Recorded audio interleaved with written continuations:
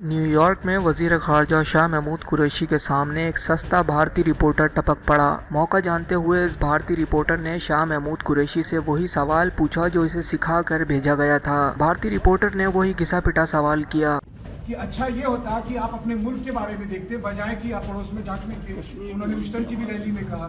भारतीय रिपोर्टर सोचकर तो ये आया था कि इस रटे हुए सवाल पर शाह महमूद चुप साध लेंगे, लेकिन इस रिपोर्टर के अरमानों पर तब पानी फिर गया जब शाह महमूद ने अपने दबंग अंदाज में उल्टा इसकी चतरोल कर डाली। अच्छा तो बहुत अच्छा होता, बहुत अच्छा होता कि अगर वहाँ कर्फ्यू हट जाता।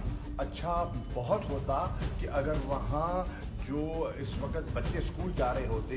बहुत अच्छा होता कि जो बीमार हैं जिनको अस्पताल तक रसाई नहीं मिल रही उनको रसाई मिल जाती। बहुत अच्छा होता जो पेलेट गन का इस्तेमाल हो रहा है वरना हो रहा होता। भारतीय रिपोर्टर शाह महमूद का जवाब मुंह बंद करके सुनता रहा और आगे से मजीद कुछ पूछने की हिम्मत भी न हुई।